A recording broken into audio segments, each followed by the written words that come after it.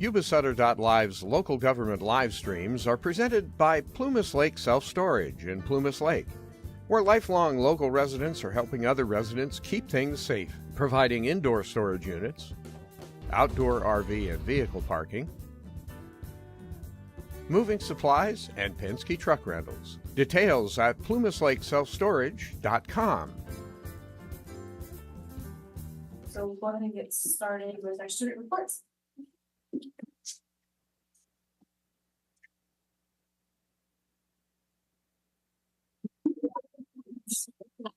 Be afraid. Good evening, board members and audience. As we count down to the weeks of the end of the semester, honkers have been working really hard on final projects and AP exams. For the past week, honkers have been completing their hard and long-awaited AP exams. Last week, we hosted an indoor soccer. Tomorrow, we're hosting a College Decision Day rally for National College Decision Day. We're celebrating seniors for all their hard work from attending to Yuba College or Stanford. We're very proud of them. Spring sports have just wrapped up, and our track team just came back from D2 championships. Senior Angelique Davis threw a 38.8 shot put throw at the championships and got first place. We're super proud of her. The 4x1 relay team placed fourth, the 4x400 girls placed third, and junior Jewel Perry ran a 57.75 400 meter, placing third. We're super proud of our girls. They're doing amazing. On the 30th, all the seniors are gathering for senior sunset to make amazing memories with our friends and videos one last time. And I want to bring it to your attention that graduates have requested that Mr. Olson would join the photo with you guys after you get the diploma and stuff. So if that could be applicable, please let me know and be very appreciated. Thank you all, and hope you have a good night. Thank you. All right, student recognition. Yeah, so I see a few of our music teachers out kind of in the back. I know, Mr. Taylor, you're kind of taking the lead, but I'd like to invite our music teachers up to the front to be recognized, but also to recognize some of our talented students that tonight. So Ted, I see you and.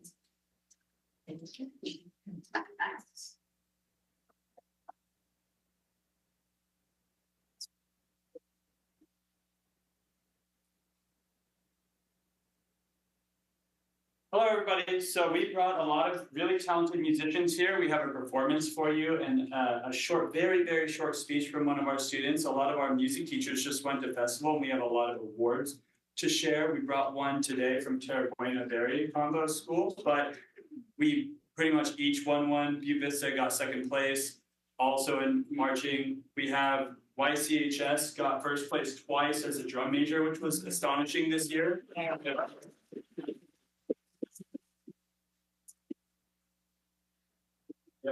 River Valley, we got second, first, and third in marching performance, and Yuba-Sutter got second as middle school marching performance and second in festival, which was great. And if you could just stand if you made it into an honor band this year.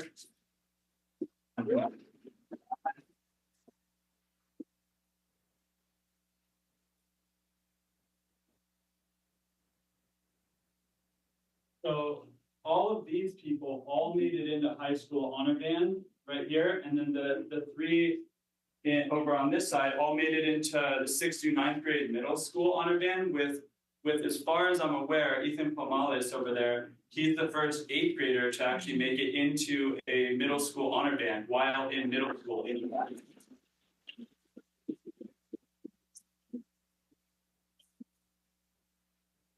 When you get Micah and Jaya on their way to come over here. On their way over, Jordan right here, he's our piano player, organ player, trombone player, percussion extraordinaire, everything.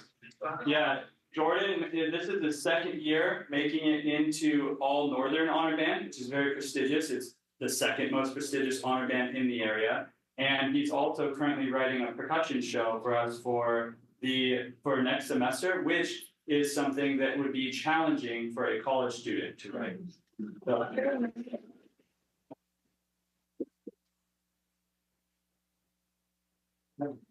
this this is Michael Williams, who is going to give a short speech. And he already wrote a percussion show for us this year. He's also written a piece for marching band and for concert band.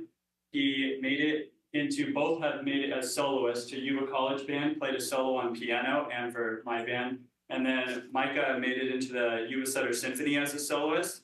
And he made it into NorCal Honor Band, All State Honor Band, and All Northern Honor Band, which are all of the honor bands possible in this area, and he was accepted to all of them.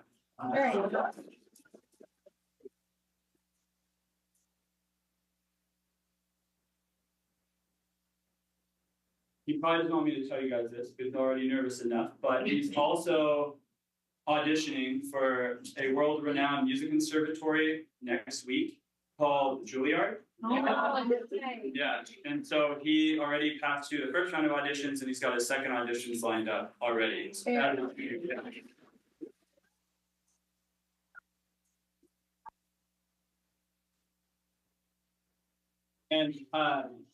and Owen Wilson over there, our YC student, he's looking behind him trying to dodge the look.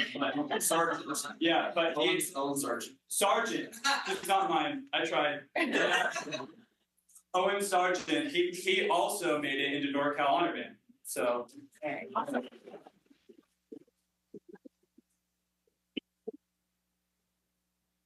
Well, after that too, Owen's been accepted to Humboldt State next year, and he's attending a summer chamber music workshop at Humboldt.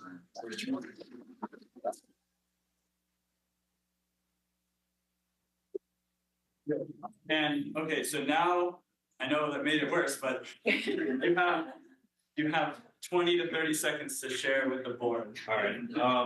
I want to say thank you for granting us this opportunity to get like awards from you guys, as well as like for my peers. I know that all of us have been working hard for this entire school year, working towards like this. It's kind of like a reward for all the hard work we've been putting in. Like I personally, and I know all these people have put in a lot of time and a lot of work into getting better at their instruments. So I want to thank you guys.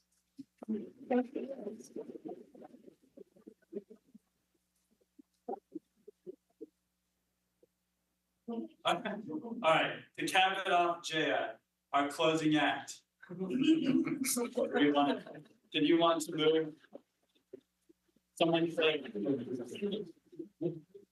I would just like to say to the board and also to the administration, thank you for opening your wallets and letting us have the opportunity to participate in these festivals and pay the entry fees.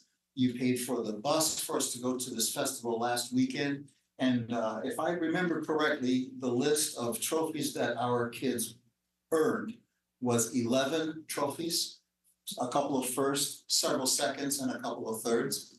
I'm the teacher at, my name is Matt Brighthawk, by the way, and I'm the teacher at Terra Buena and Barry schools.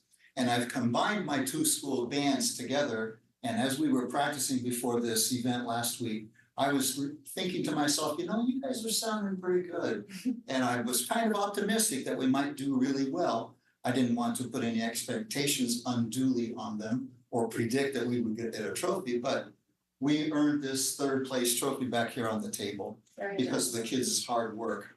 And that's one of the things that is important to be able to do is participate in these kinds of festivals, because there are, and it justifies the expense by reaching 4 really important educational objectives. One of them is that the kids reach inside themselves for the best performance that they can possibly muster. Another one is that we can expose ourselves to national level judging. We can see how we compare against a hypothetical standard of perfection, playing music. We also get to compare ourselves to the programs at other schools. And the most important part of being able to participate in festivals like this is it's just darn plain fun. That's right. It's fun. The kids get a chance to interact with each other, develop a camaraderie and a relationship with each other that is not possible in any other way. And in school, we're really proud to be able to provide that for these kids. And I'll let you guys go ahead and sit down now. I asked our supervisor, Mr. Corey Kirstein, who is having his spring concert tonight at Yuba City High School, if I could have one of my successful students actually perform their solo. So Jay accepted the opportunity, and we're going to use our smart music accompaniment system to play the background piano part for her solo, which I will let her introduce herself. Stand right there. Are you gonna play right there? I need to get the camera on you, I'm sorry. Is that a good spot for you? We're gonna need your music. Play from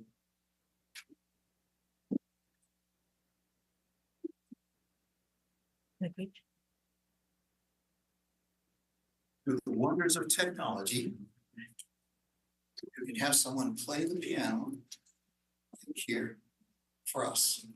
We'll just check, do a sound check here. Okay, is that about right, Bonnie? Okay. Hi, my name's Jaya Ori and I'm in the 6th grade and I go to Berry School. Today I'm going to play Minuetto composed by Ludwig van Beethoven.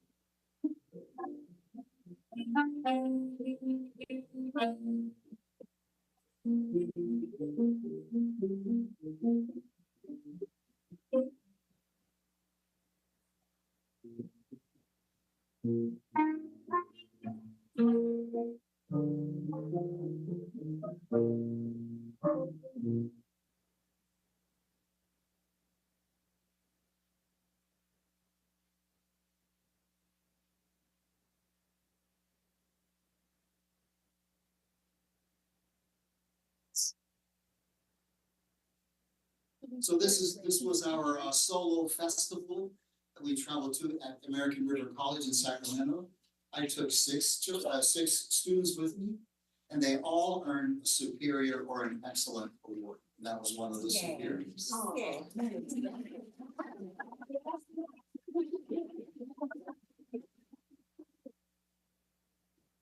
We have certificates, Mike, if you want to, I don't know if all the students are here, if you want to recognize each one. Mike knows who's here. At least.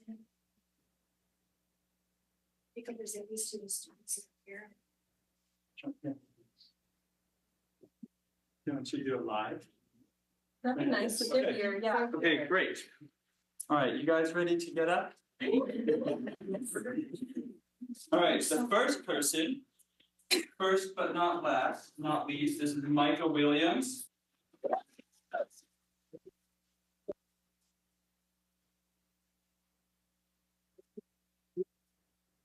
Wow. Have a pause page with you. Oh, yeah, for a group picture. Yeah, Yeah, if you just all see it for a little. like a line. Sure. They can stand in front of us here.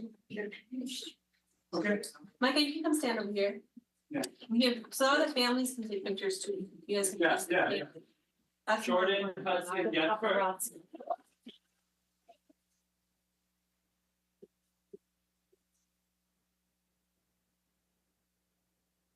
Simran Chauhan.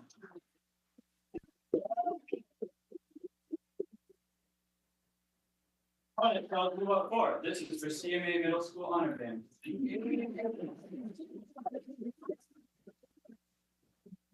For CME Middle School Honor Band, Kerman Joe Baines.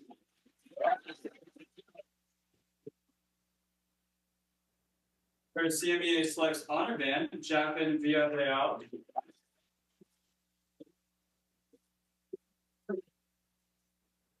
He's sick right now, but for CMEA Selects Honor Band, David Vunawai.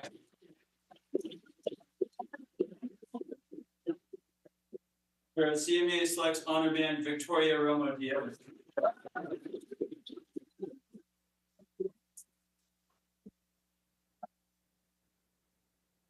For CA Selects Honor Band, Michael Spicer.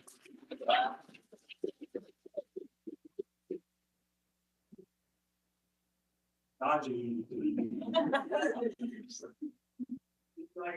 Yeah. That's right, I do the same thing, so this is just payback. And for CMEA Selects Honor Band, Gabriel Thornton.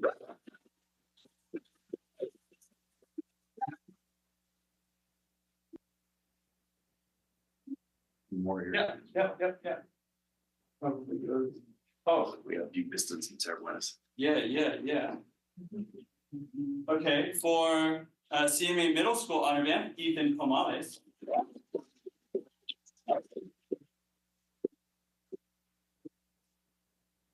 Heather Green, maybe she's not there. No, I'll give it to you. There we go. Now, And then it take it away. And this one's yours. Hello? Oh, yeah. Okay, so you can read this one. You can go. Yeah. They're right there. Okay. For a superior rating at the California Music Educators Solo Festival, Ella Buckland.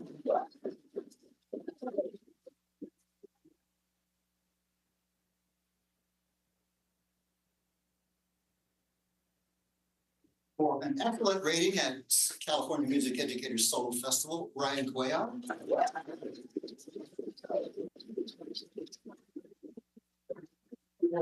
A superior rating at the Solo Festival, Cadence Phillips.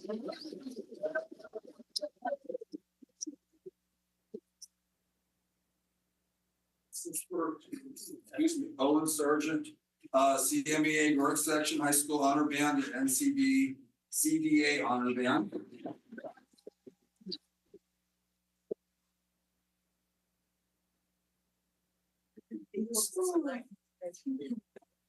Nick Samra for CMEA North Section.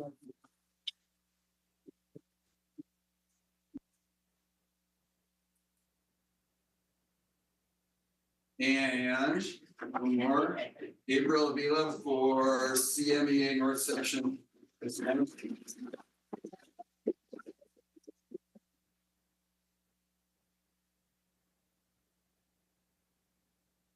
This is from, this is for the orchestra at YCHS Alley Stock Mall, who will be in her concert tonight, I believe.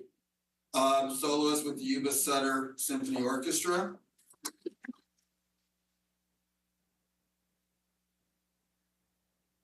Alejandro Ilvis.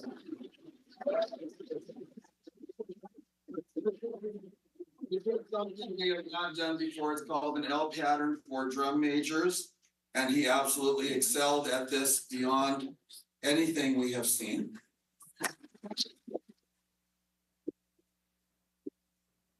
This is Amelia Martin, who's playing the orchestra concert, who also soloed with the Yuba-Sutter Symphony.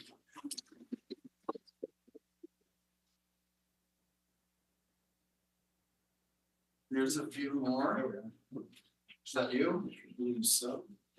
Okay. Yes. For a superior rating at the California Music Educators Solo Festival, Kason Cardenas.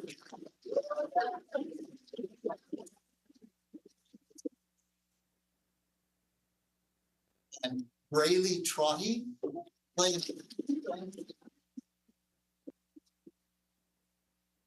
After been sick the last 2 days, so I will take this back to give it to her at school. And of course, as you heard, Jaya Ori, a superior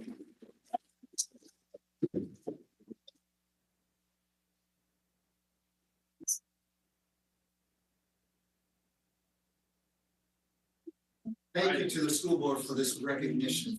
Yes, thank you very much. Thank you. We was proud.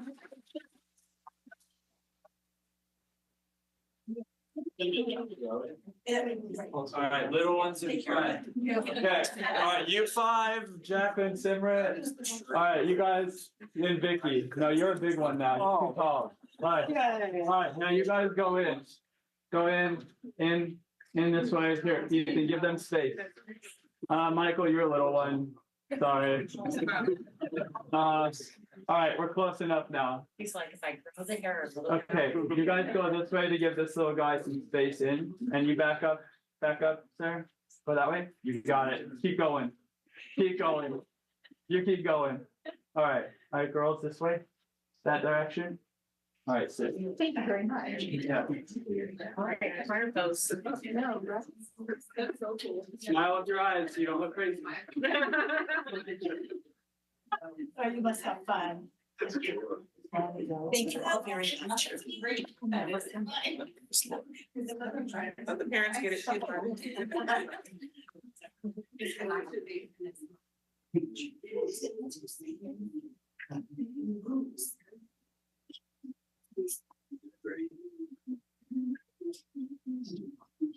Y'all look amazing.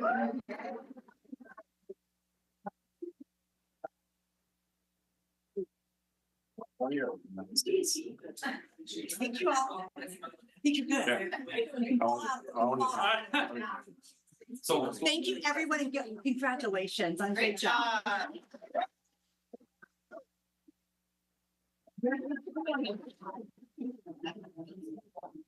Stay with us, stay with us. Thank you for having us. Thank you. So I would like to thank our music instructors. We do a lot. They do a lot of traveling, and you can see the results of the accomplishments of our students. So thank you to our music instructors as well. So thank you. Yes, thank you very much. Good evening, you guys. Keep making good music.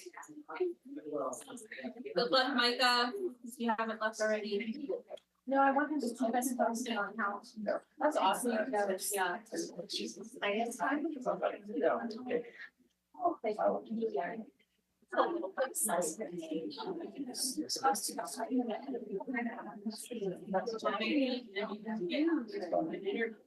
first round, yeah.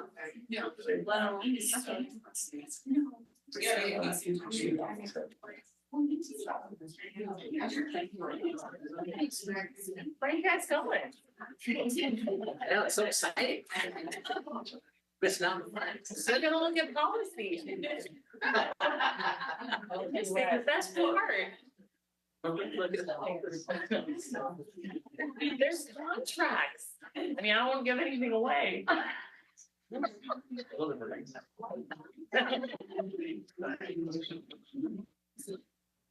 Oh, you killed me. You laughing at me? Oh, yes, you killed me. I don't have any new jokes, they're all the same.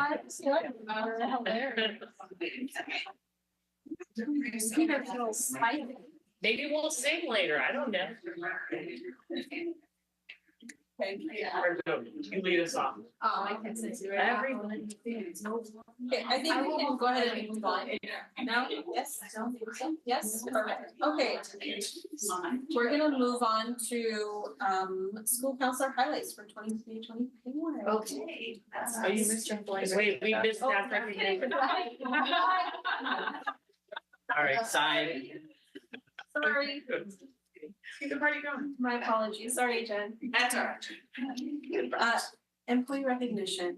Yeah, Human Resources is excited to welcome Robert Pogue to introduce the employee recognition for the month of April, I'm sorry.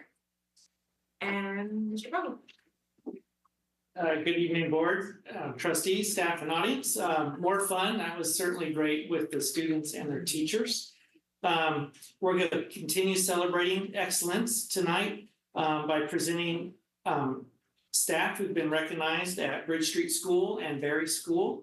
These staff promote our example of excellence and help us achieve our mission of preparing the foundation for each student to build tomorrow's world. And with that, we'll start with Bridge Street School, Principal Melissa McIntyre, who will present, and after that will be Principal Ben Moss.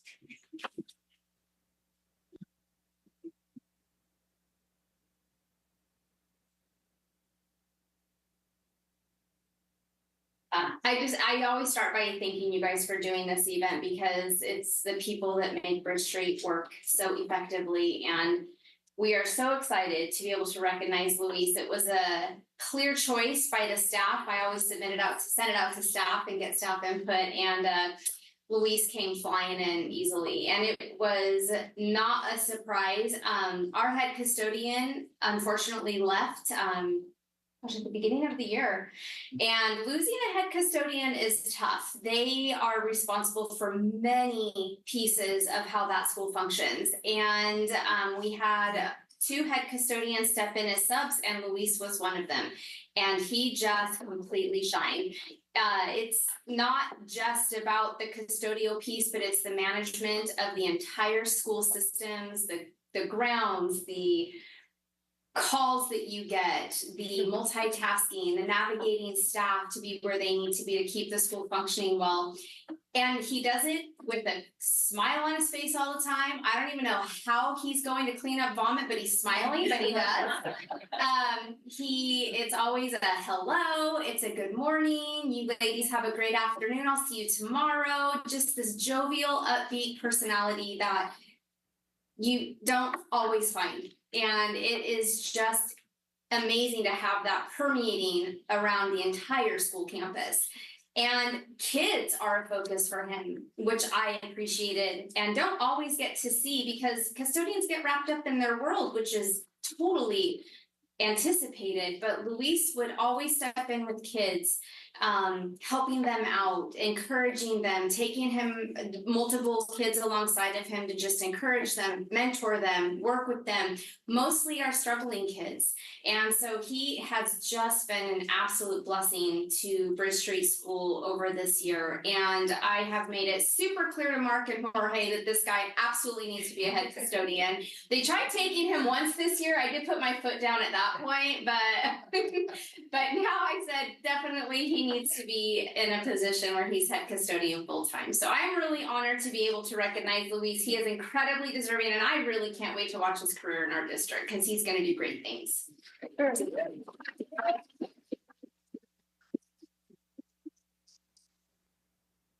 I get a picture of the 2 of you. Okay. Oh, sure. Thank you. Let's take the sticker off. Perfect. Thank you. Congratulations. Great job. Thank you very much. Thank you.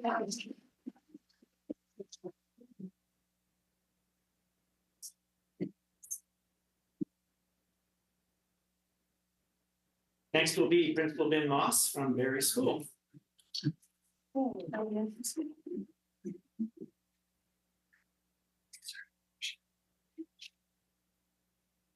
Good evening, board. Thank you for this opportunity to recognize our wonderful employees. I'm going to be recognizing 3 individuals from Berry tonight. These 3 individuals are pillars of our school. Not only do they do their jobs well and excel as educators, they perform selfless acts of service for our students and for our community. The first individual I want to recognize is Mr. Ben Leobrotten. He is our upper grade physical education teacher. He has transformed our school from the rallies and dances that we have to our ASB leadership team and their shining example to students, their acts of service to our classes and our teachers there. He has also coordinated the Have a Heart effort at our school, which has garnered 12 of 14 Have a Heart trophies and usually brings in over 1/3 of the support to the YCEF from the Have a Heart run just from his efforts and his team. So this evening, he is at YCHS, supporting his son who's performing in the orchestra this evening. And I wish him very well, but I could not have a school that shines and performs as well as it does without his leadership and his help. So I would like to thank him and honor him at this time.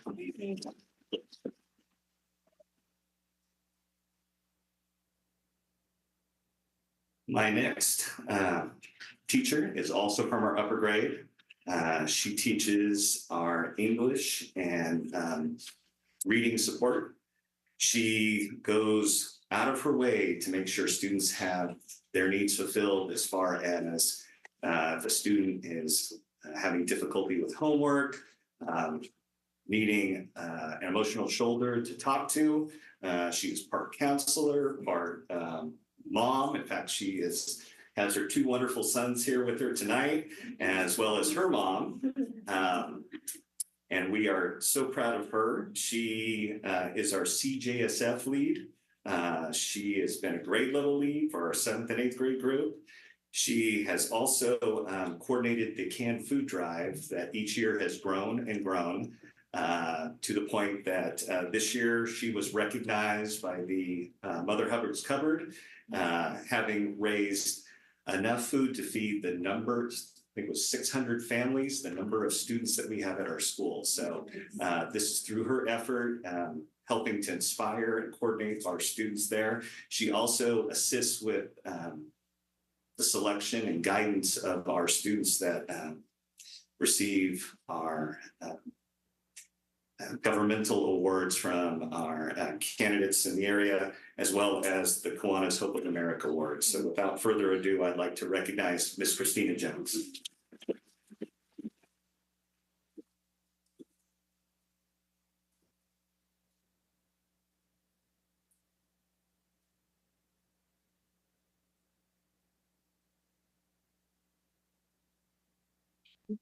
I want to let you guys know that Barry is truly a family, and I feel very lucky to be a part of it.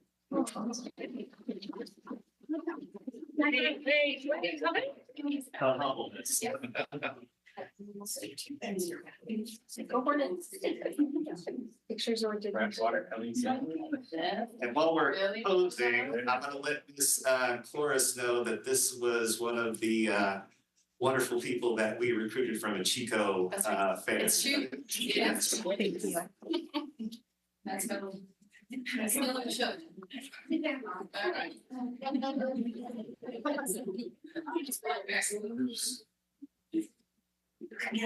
This last individual that I would like to recognize has been a big part of my life as I entered education. I started off at juvenile hall and then went from teaching at-risk students to a small elementary school called Cedar Lane over in Marysville. This individual was there teaching kindergarten, and they wanted to see this new guy that they hired on campus. And she came and kind of supported me in my first efforts teaching gen ed. And after I became principal at Berry, I had the opportunity to hire her teaching in the same capacity at the kindergarten level at our school. And it's such a treasure to have her on board. She has been the grade level lead. She has coordinated the Kinder Roundup, introducing our first time students to the classroom, many of them with bright shining faces, others with tremendous tears and trepidation of leaving their parents. And through her reassurance and love, have brought them on board and made them stellar students. She has been our ELD coordinator. She has been our COGAT proctor.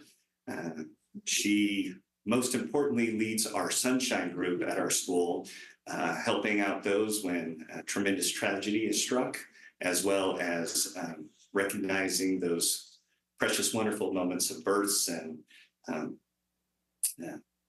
engagements and whatnot.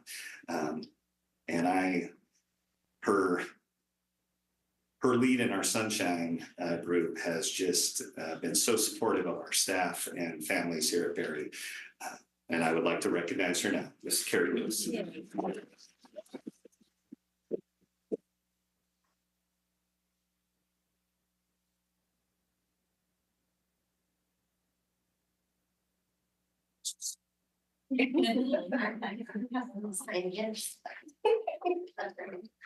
Thank you all very much. This is a wonderful honor. Must tell you, it was fun teasing Ben all these years back in 5th grade, because 5th grade teachers don't do borders and cute little anything. And as a kindergarten teacher, I walked in his room and went, ugh. So we zhuzhed it up a little bit and made it nice and cute. And the kids came in and were like, what happened? So that's always been our running joke, how leaving borders in this room on the first day of school to make sure everything looks good. But yeah, big difference between 5th grade and kindergarten. So, good times, good times. Picture the two of you. Thank you. You're welcome. You don't enjoy working together, do you? Not at all. Congratulations. Thank you, board. Thank you, Kathy.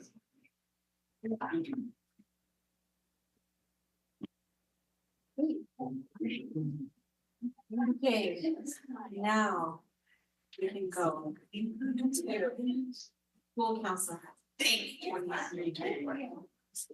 Gosh, what a fun board meeting to come to, right? Yeah, where's your clarinet? I have a flute. I play the flute. All right. I was just telling Madeline, gosh, I should have kept on with my musical pursuits because they're all so impressive. It's amazing. I can still read music, so I think my band days for that. So I'm not here to talk about that. I'm here to talk about our comprehensive school counseling program.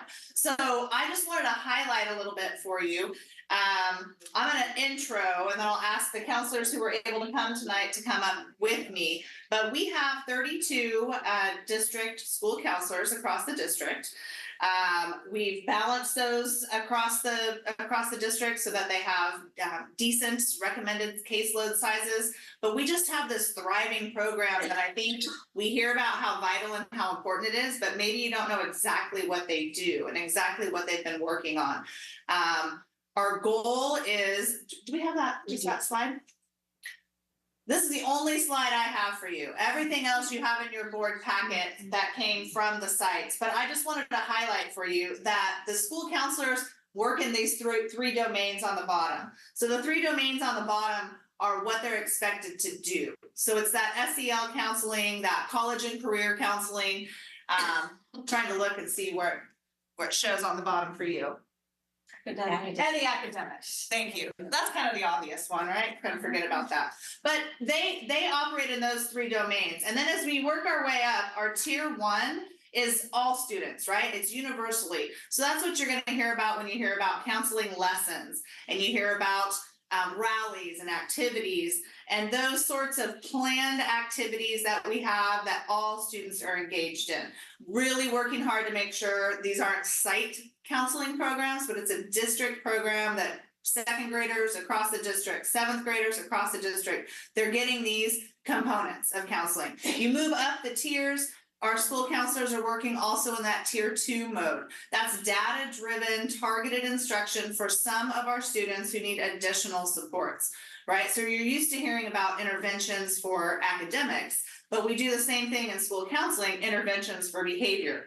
So they're working with small group, they're working on one-on-one for those students that need a little bit more than what everybody else is getting. So really you're gonna see our school counseling program operating in that tier 1, tier 2 area. Of course, tier 3 are those unplanned events, right? Those emergencies, those, I need this on the fly. It wasn't planned for, perhaps it's a risk assessment, perhaps it's a tragic incident that takes place, but those intensive services that FU command our attention. And sometimes tier 3, we get stuck in there because they're the bombs, right?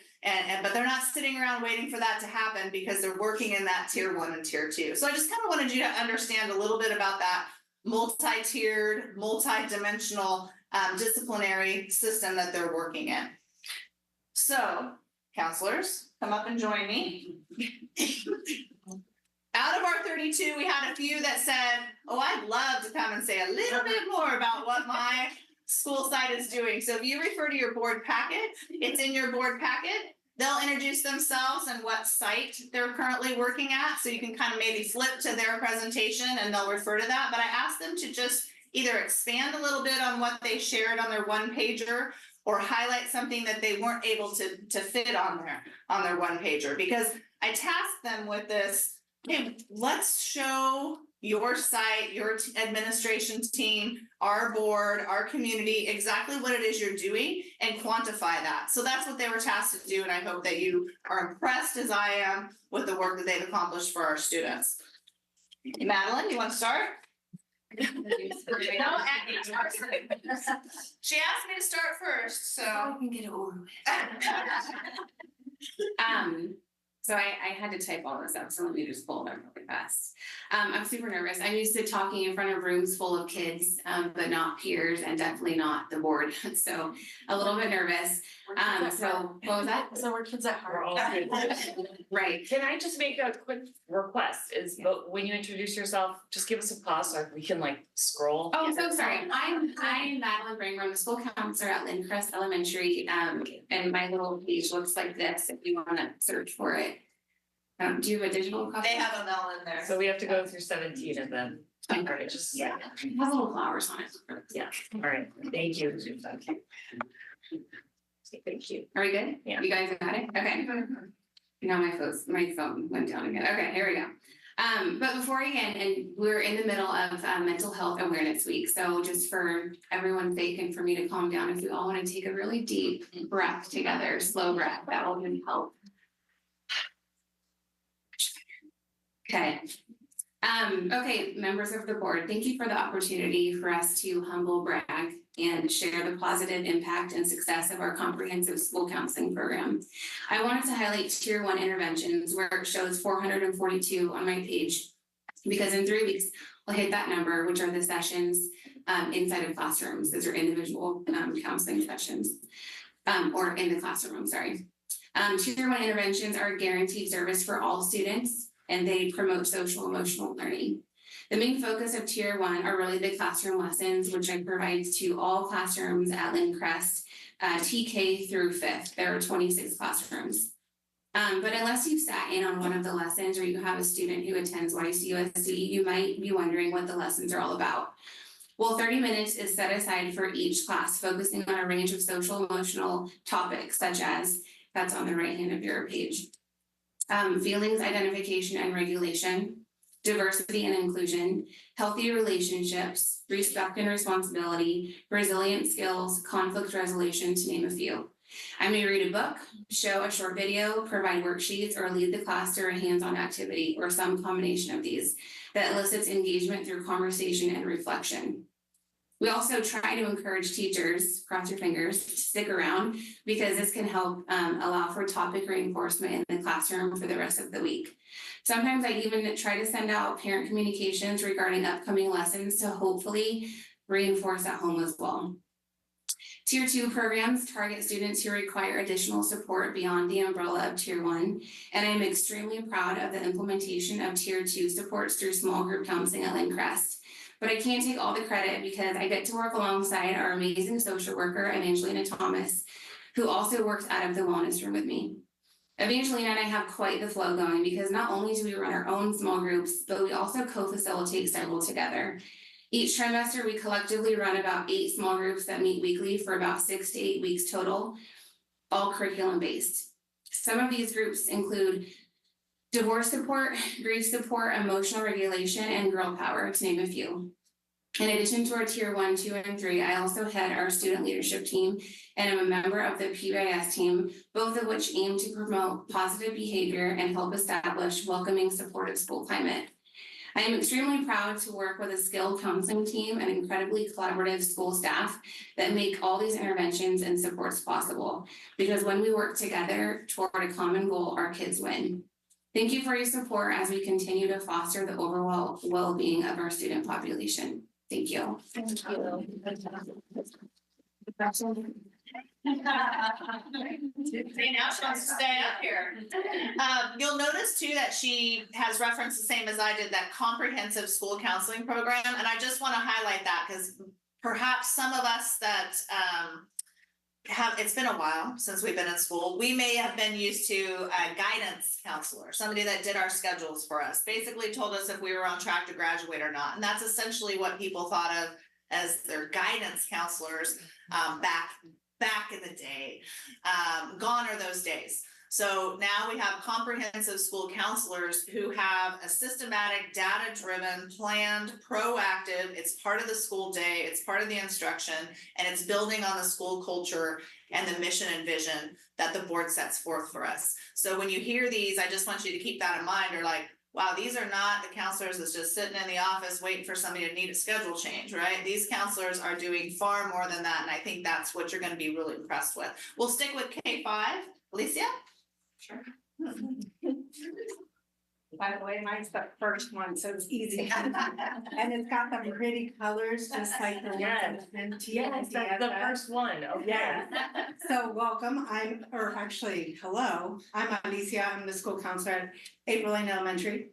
I have to say, I've done this report before in the past years, and I've come to the conclusion that we needed more services in our tier 1, not from 30 minutes, but we moved it up to 45 minutes, which I can tell you gives us more time to allow for activities as well as the lesson to be done and completed. The teachers are then allowed to use that information throughout the school year.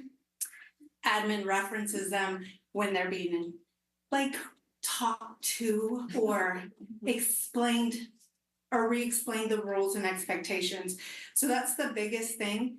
By the end of the school year, we'll have 522 lessons at 45 minutes with fidelity. So every week I meet with each class. Thank you, Ray, for covering me when I was out. So it did actually work out. Because we have been able to meet that need in tier 1, our tier 2 lessons or groups activities has reduced by 56.4%. So I don't have to pull students out nearly as much.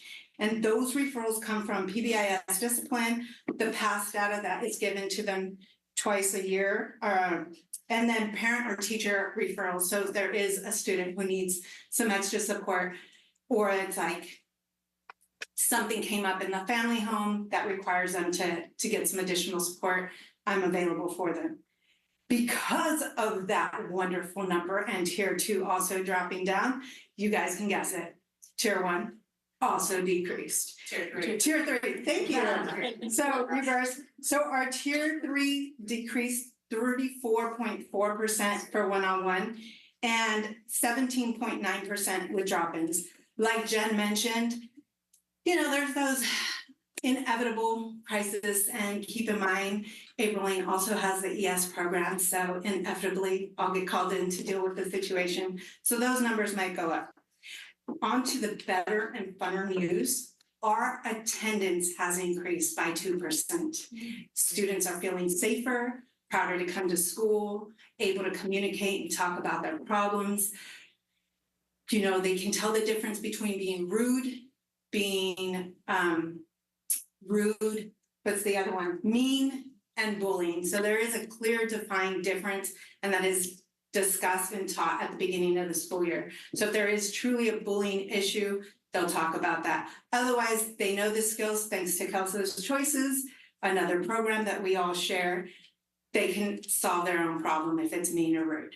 Okay, and then the other wonderful piece of information is that our total incidents from last year was 815. So that was discipline issues for the year. This year, at the time of the report was created, it went down to 521 with a plus sign saying it's increasing because the school year is not over.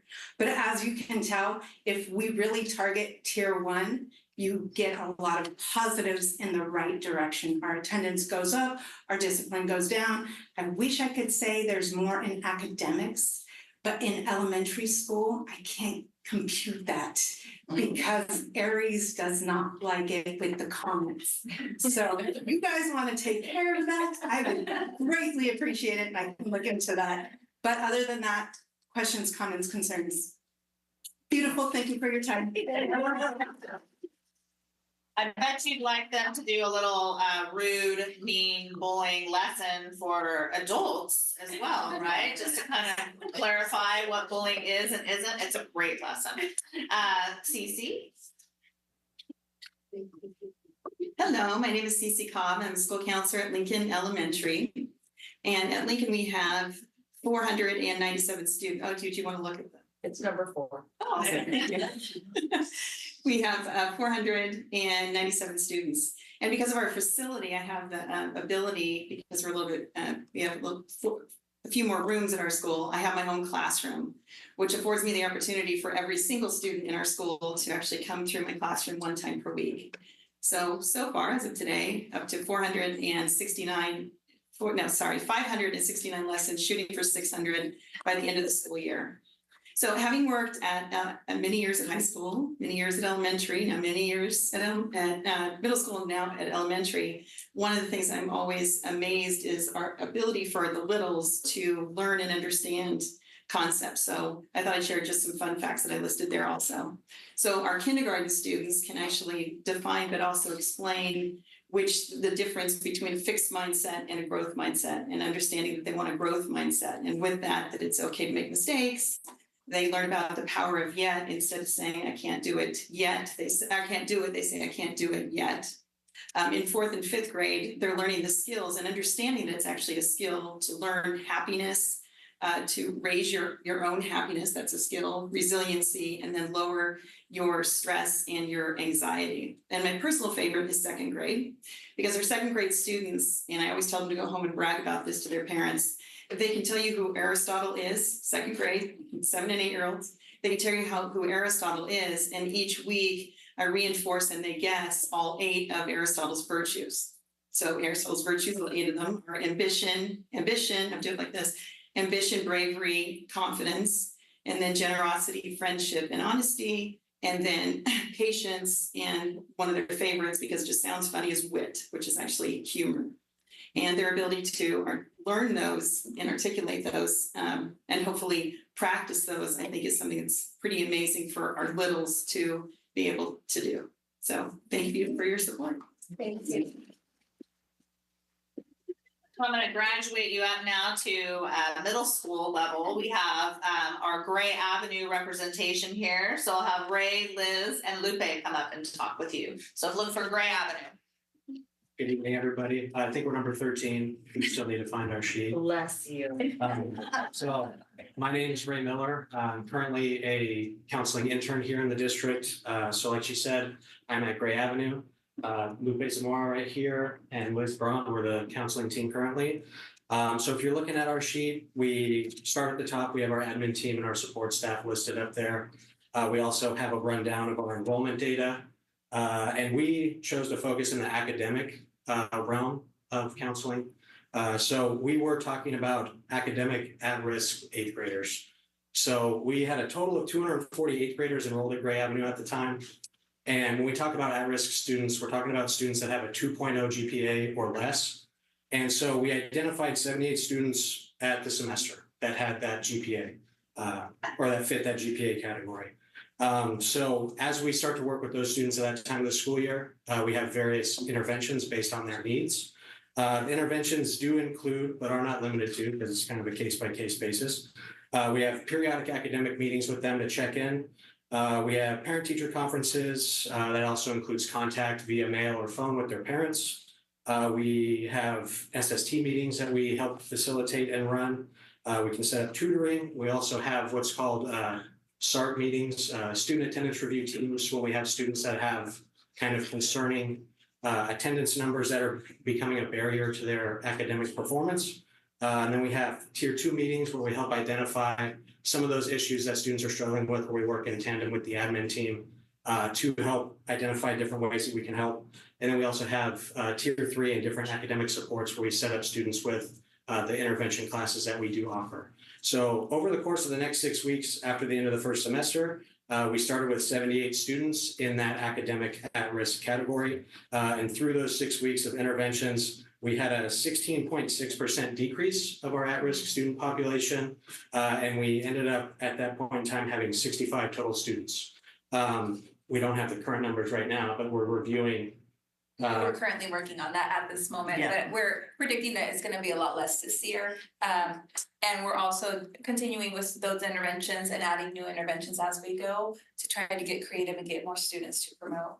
Yeah, and then, so through working with those academic at-risk students, some of the barriers that we identified that were pretty common across the board, there's attendance issues, students dealing with anxiety.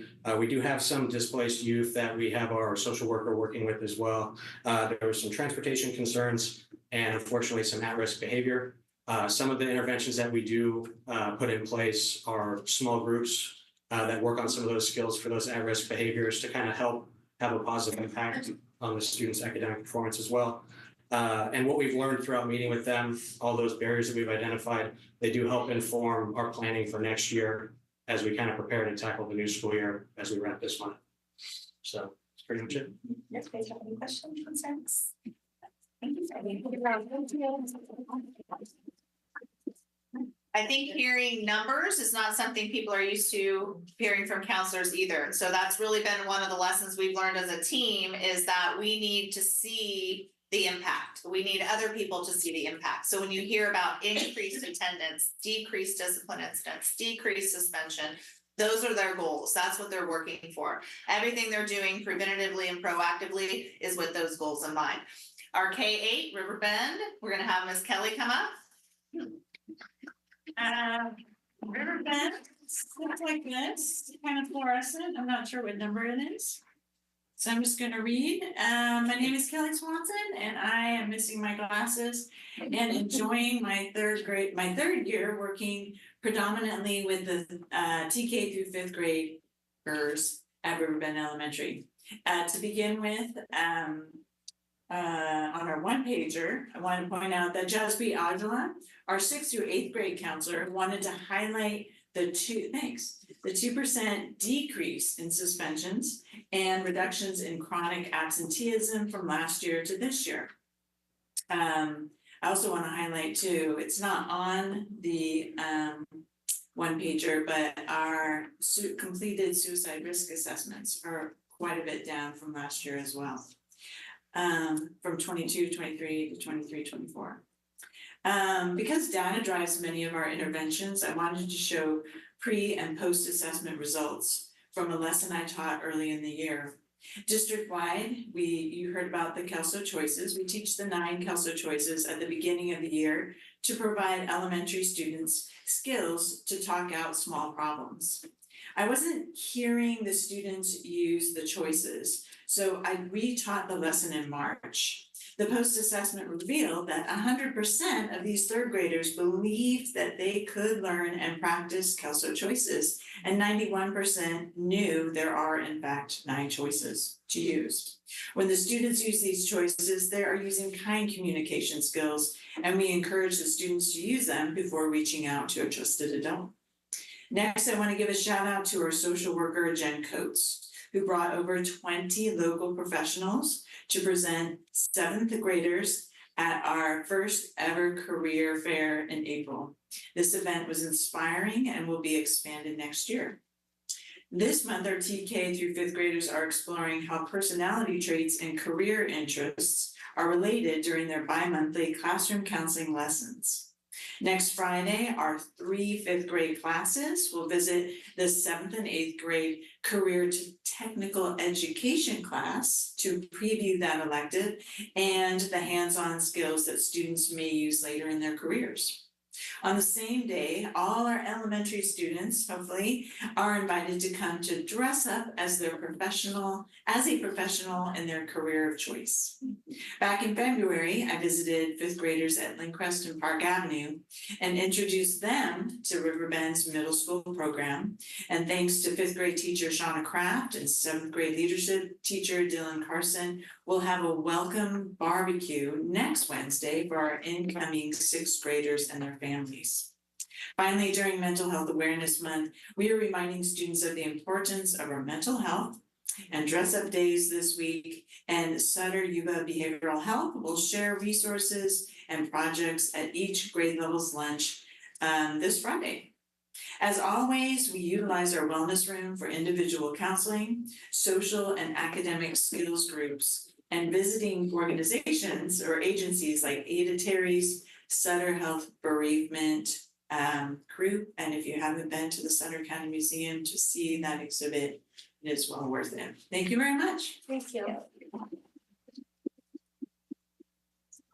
And I love that she highlighted the wellness centers. Thank you for your support, your financial support, your emotional support for the wellness centers on all our campuses. And I hope when you're visiting, you have a chance to go in there because that's predominantly the location that we've been using for tier 2 groups.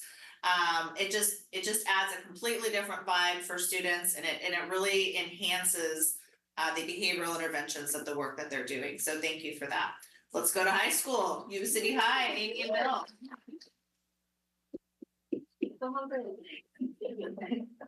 Good afternoon. I'm Amy Olszewski.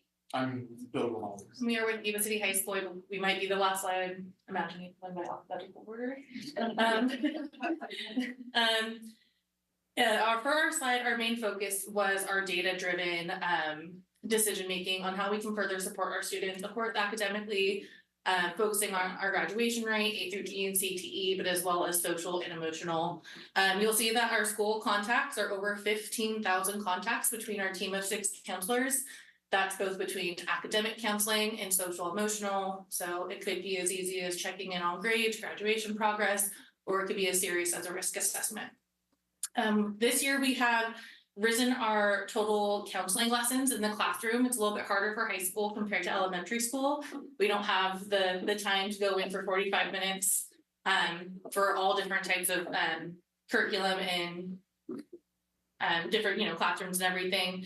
But this year we did increase our classroom visits to 85 classrooms across all 4 grade levels, going from graduation requirements, CTE requirements, really focusing on our freshmen on what their future path to post-high school careers and opportunities.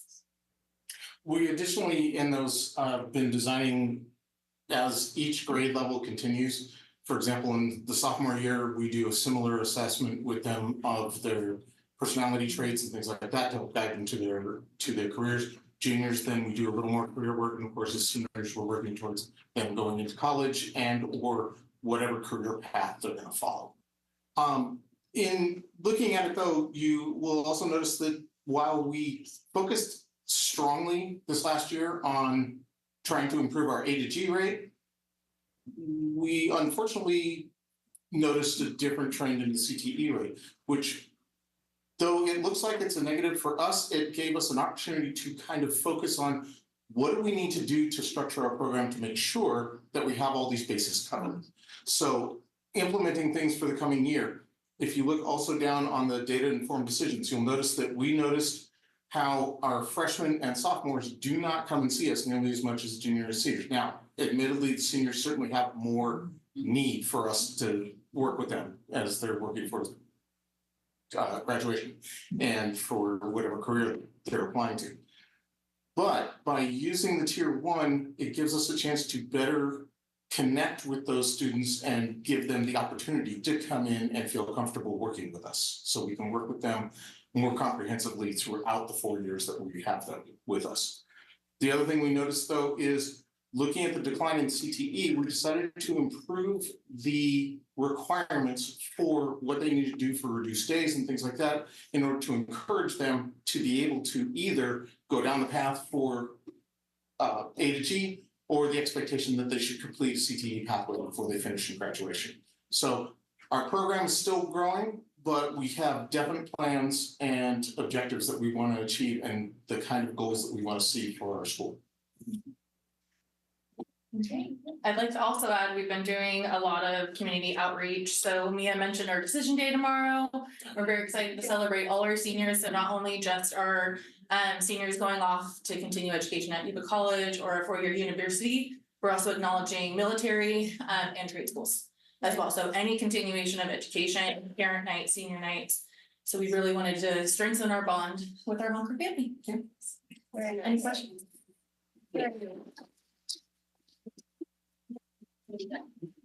So overseeing counseling is probably one of my favorite job responsibilities as the Director of Student Engagement. And I just want to thank the board and the cabinet for their commitment to making sure that we keep our school counseling program strong.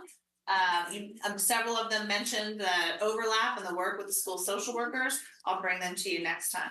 But thank you for listening to us. Thank you for those of you who took time out of your evening to be here. Not all 32 were here. You probably didn't want to hear all 32 anyway, but you have those one pagers, and I hope that you see the difference that they're making with our students. Thank you. Thank you. You guys want a picture? Can you guys line up like the band kids, like? Oh, a question. Shelley, did you have a question? I did. Oh, for me or for them? Well, For I know- us. I know a few of these people, I used to work with them. But one of the complaints when I was teaching that I heard from kids was that our counselors seem to move to different schools an awful lot, and that consistency, having the same counselor, to go to from freshman year through senior year. So is the revolving door counselor, is it kind of slowed down and stopped? Or is it still? Yeah, we've made very few moves for this year. And if you're talking at the high school level, Lupe, Cece, would you guys like to go back to the high school? No. I mean, every grade level has a niche, and I understand that, and I also know that sometimes counselors moved because they chose to, sometimes they moved because they were moved.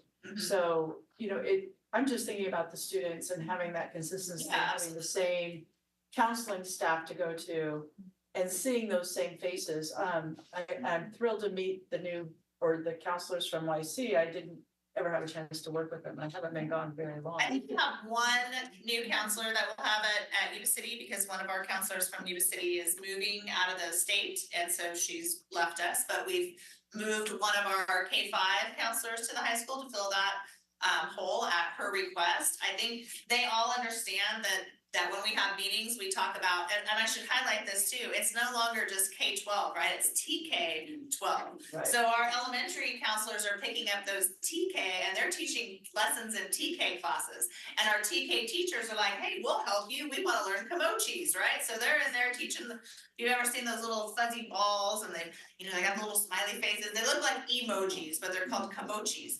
And they're on board, right? So these kids are learning this FEL information early, and all of them know, hey, if we need a counselor at K-5 from the high school, like they're able to do that. And I think that that's the beauty of a comprehensive program, and that they understand how they all build on each other. And it's not just like, I just do high school, or no, I can just do this. Like they really can, and several of them have worked in multiple grade levels. So I think that's an asset for us. Yes. I have a comment. When I was working as a county employee, as a county teacher, I just want to send major kudos to the counselors that I've had the pleasure of working with, Lupe, Liz, that are over there. I worked at APK, CC, and teachers back.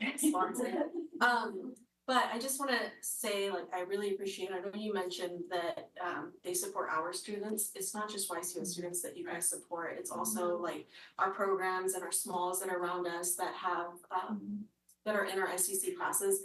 And I think Madeline, you talked about the small group, the short term small groups that you guys do, being inclusive of the kids that are from Meridian or whatnot, and including them in your guys' lessons. I think that's amazing. And so it's not just our kiddos that you guys reach, it's the kiddos that are in their surrounding communities too. So just very appreciative from a teacher standpoint. But thank you guys.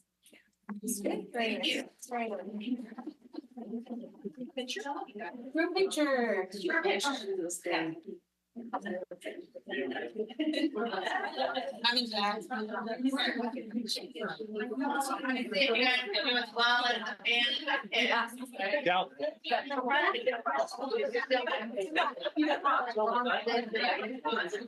Yeah, I don't know where to say. All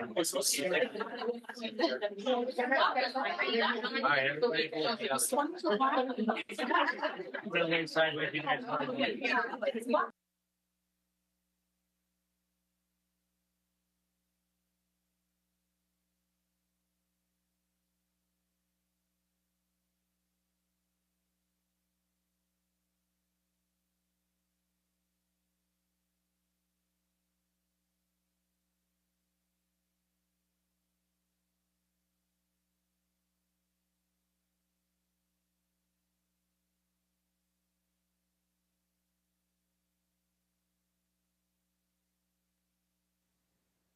You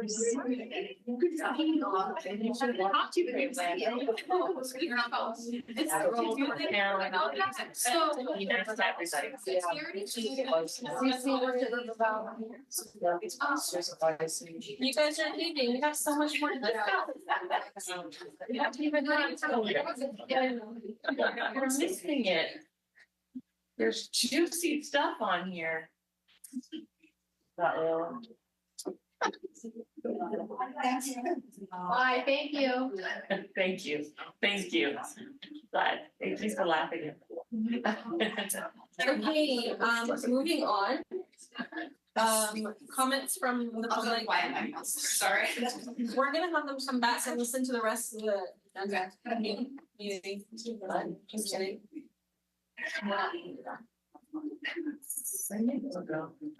Nicola had to leave. Can we, no, thank you. I think you did. Thank you. Just wanted to call him out. Actually, just. Do you have any comments from the public on items not on the agenda? We do not have any. Thank you. Any questions about consent agenda? If not. Do we? Yes, no?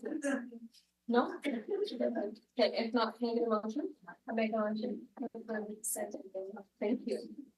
I'll second it. On a motion by member Lamb and a second by member Pretty, all those in favor? Aye. Any opposed? Hearing none, motion carries. Okay, number 14. 14A, expulsion, suspended contracts and readmission case recommendations. Can I get a motion? Make a motion to approve to discuss in closed session. I'll second. On a motion by member Quilty and a, I was gonna say Quitty. I'm combining these two. But on a motion by member Quilty and a second by member Pretty. All those in favor? Aye. Any opposed? Hearing none, motion carries. B, first reading of proposed revisions to YCUSD board policies and so on. Yes, so I bring forward for first read, the next set of, board policies for the month of October. There were a few corrections as we were going through them in terms of just, kind of clerical errors in terms of the listing of who was the compliance officer for personnel. That would be the director of human resources, not the assistant soup. So you'll see that correction coming forward in the second reading. Were there any questions about these in terms of policy? Yes, so I have several, just wanted to make a note that, there's there's a lot more than just, that was changed than just what was listed here. Because, for example, so I don't know if I got the wrong thing. I'm going off of what I asked Laura to print. So policy 410, right? Which is the first one listed. So, and then I think we clarified, just for everyone else to know, I had sent an email because you can see in the policy, the actual wording that it says CSBA sample district policy manual up here. So I was asking, are we just taking their stuff and using it? And then, so I'd asked for a sample of what our policies were. And then was told that it was that we're using this one and that the staff had gone through and gotten rid of duplications or things that were not needed. Correct. Right. So what you have before you is the CSBA policy recommendations. Our former policies, we do a side-by-side comparison. Yes, there's new language added to the policies, and the reason why they're being added is because of the new laws. So I have it marked as well. Those highlights are actual additions of words, could be actual paragraphs, but it is in compliance with the new laws that are stated in the index. And then in some cases, there's no changes because the language has not changed. So the prior board policies that were approved that are now being reviewed again were appropriate at the time, but because of the new laws, there does have to be new language added. Right. So typically it's like in the past, when we've had to review board policy, we get the index, this is great, and then we get the board language, right? And then within the policy language, within the policy language, there are the strike throughs or the bolds or that sort of thing. Oh, okay, so that is the difference then on this. That's not the, and that's okay, because, and also it wasn't, it's not cited. But I'm getting ahead of my, okay, so also things were taken out, that I guess wasn't needed anymore. For example, what would be included, board policy 1312.3, uniform complaints that are subject to UCP. Well, all of those that are in the previous one are no longer in here, so they're not delineated. But that's not put on the index as to, well, we're getting rid of all that. So, okay, so there's so like looking at these two documents side by side, it's not just like minor or adding a new law. There were like massive chunks taken out. And the other thing I have a question about, well, maybe I'll just let you answer that question in a second. So I would need to look, because I went line by line and I didn't see some of the massive things that you're saying. I do see minor deletions, but it's and sometimes it's that the language might be referenced in another policy, and so I would need to know which policy you're referencing. Well, okay, then it's probably my mistake. No, but if in fact, and I can check with Lori, if the format looks different than we've given to you best, so then I'm gonna acknowledge that. So the question I have, because I've gone through and I put an asterisk by all the new language that has been added in the policies that are related to the new laws.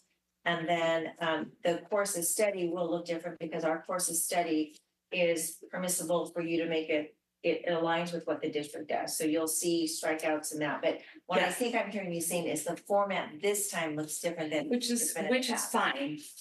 But it's format is not. That's nothing. No, but I mean in terms of strike throughs and. But the strike throughs, right? Okay, that's helpful to know. It's more helpful. So I don't know if we were using like a new program or whatever. But the other thing was, and from previous conversations, I always appreciate it when there's annotations with regards to ed code, right? The reason this is in, it would be parenthetical and it's ed code, blah, blah, blah. That way you say, oh, okay, that's the onus behind this. And so I noticed that throughout. It was great. I didn't notice it, and this law applies to a lot of the same law, right? This AB 1078 applies to all of these different policies. However, this law there was no annotations there. And so when I was looking through, because for example, the thing that with regards to this law says this new law 1078, for example, if you're looking at your index, for policy 1312.3, uniform complaint procedures, new law, it's the same law. And so a lot of this language is just cut and pasted throughout the policy index, but not in here. It says it clarifies when it is unlawful discrimination for the governing board to refuse to approve the use or prohibit the use of the textbook, instructional material, supplemental instruction material, or other curriculum for classroom instruction, or any book or resource in the school library. So then I go, okay, I'm going to go to 1312.3, and it's going to tell me when the governing board does not have the authority to refuse a book or prohibit the use thereof. And not there at all. This is about complaint procedures and compliance officers, but does that make like my confusion? And that it happens throughout, where I'm like, okay, I want to see when, because we all have watched and we've all seen different boards, different things, books come out, parents complain, and I see our complaint procedure for the individual to meet with the principal informally. I read that, it was good. And then if that resolution did not come about, it progresses and everything. So that is completely But when it comes to the board, I also couldn't help but notice, and this is, I'd say is the apex of my concern about these is in 1312.3, the option 2 strike through. Previous policy, when an individual had a complaint that was not resolved at the principal level, it wasn't resolved at the district level, and they wanted to appeal it, in the earlier policy, they came to the board. But now that's stricken through on 1312.3, and the board is completely taken out of appeals process. And so that's kind of concern. Well, because the appeal would go to the Department of Education. So there was conversation in the previous complaint process where, and with a different board, that it not be coming to the board, that it would go to the Department of Education for review. So that's why this is a first read. I mean, if there's the option 1 and option 2, if the board would prefer that we use option 2, that is why this is the first read. But I think that also, Kirsten, what I'm hearing you say is the application of 1078 and 2023, the new laws, ABs. It's not going to necessarily be as overt in terms of what you're saying, in terms of what the board can and can't do. It's embedded in there, and I can highlight it for the board in terms of where that law is now being applied in each of these policies, because it's there, but it doesn't read in the way you stated it in terms of under what conditions. It's recognizing that there is limitations of what can happen during instructional material reviews if there's complaints. So I can highlight that and send that out to the board so you can see where those applicable laws are embedded in the policies.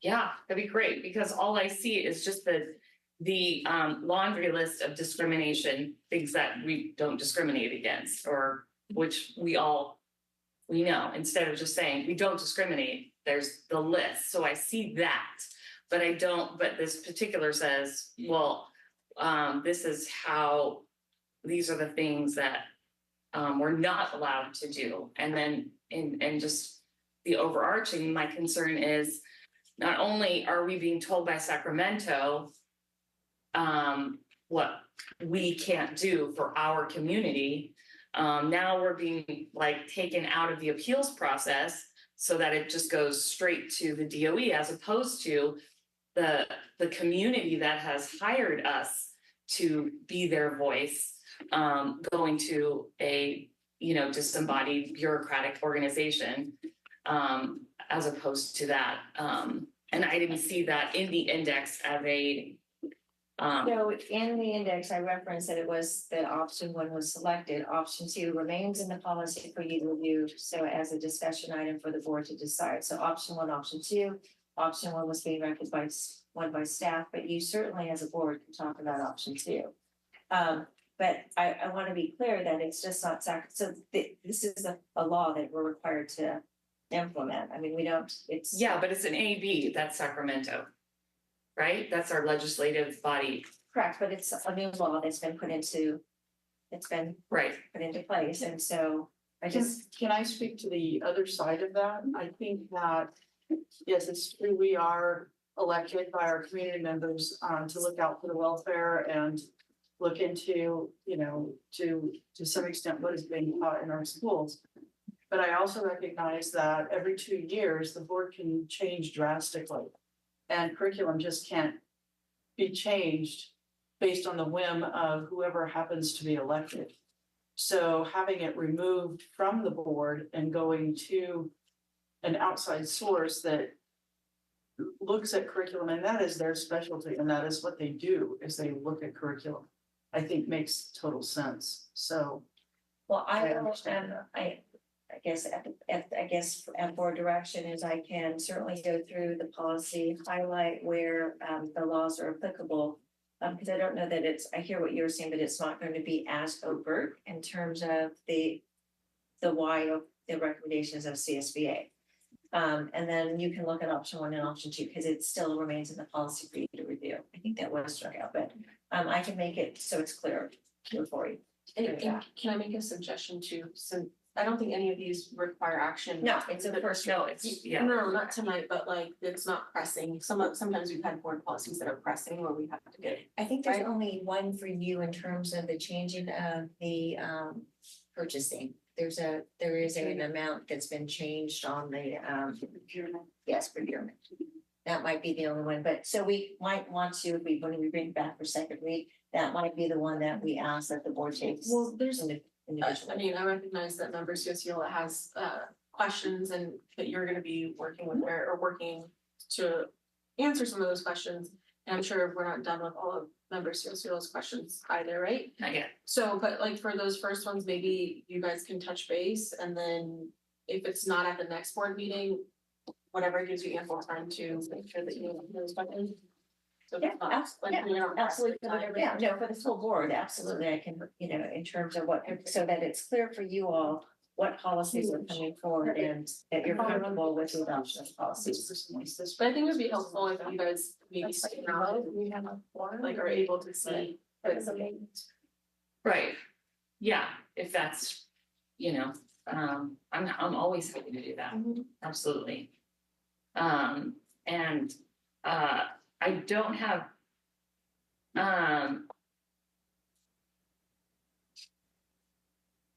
the other question I had was with regards to courses of study. So this is 6143. I noticed the major section of section 11 G through H12 was removed, and I'm guessing because it was put in under grades 1 through 6. So that was actually a correction that needed to be made, that was going to be, there was one more, and that is, so for that mental health component in social study, it should be removed for 1 through 6 and 7 through 12. So that is not a topic of course of study we have in the district. So it was an error and an oversight. So it's supposed to be in there. It's supposed to be removed in both sections. Oh, in both sections? Yes. The mental health? Yes. Okay, and then also on grades 1 through 6. Grades 1 through 6, number 6, letter D. So in first grade, we're teaching them about venereal disease. No, we actually talked about that today. We are not teaching that in grades 1 through 6, so we're gonna remove that. Okay, so this isn't ready. Is this, or is it just? It's a first read. Well, I know, but these weren't the things that were listed on the edits, right? And so That's that what I is mean. right. And that is one of the things that we need to go back through on the course of study. And that's where Tino and his staff need to go back through it, because I did find those when I was going back through it. So they were removed in one section, but not the other. Okay, and I'm just hoping I wouldn't see that. I'm just, that was, okay, got it. All right, I think those are the bulk of that's the bulk of my questions, so. Anybody has a question? Thank you. Yeah. Okay, C, approval of architectural design and engineering services for Gray Avenue kitchen remodel. Yeah, so it is actually. I just have to give a lot of credit to Chelsea Slattery, Director of Child Nutrition. She really pursues a lot of grants in addition to her day job, right? So, and she was able to obtain this grant. We usually don't get an opportunity to use district fund, the funds dedicated to child nutrition to do any infrastructure improvements, but this is the grant that actually allows us to do that. And she's worked with her staff, Mark Button, to identify what's the greatest need. And so the first step, we've already had some meetings with the architecture and with staff about the ideas of what we want to do. And so we have ideas, and now it's to really engage the architect to drop the plans to make that Gray Avenue kitchen work better. When we get those architectural designs, can I see those, please? Yeah. I'd love to. I worked at Gray, and so kind of have an idea of what that kitchen looked like, and it'd be really cool to see like what they could look like. Okay.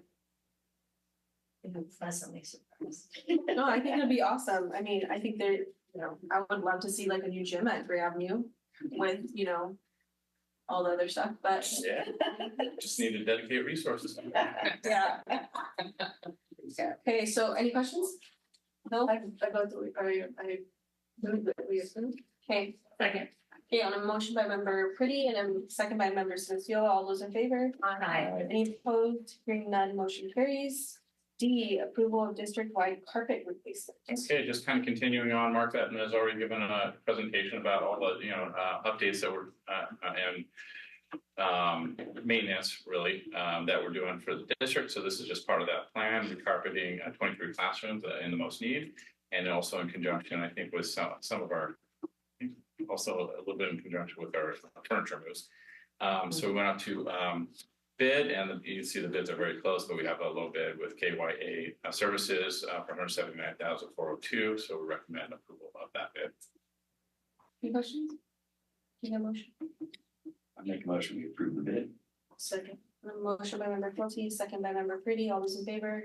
Any opposed? Hearing none, motion carries. E, replacing YCUSD teaching staff Lenovo ThinkPads, 20% of the board. Yeah, so this is, and again, in addition, with our technology plan, just it's our replacement cycle. So this is going out to replace 20% of our staff.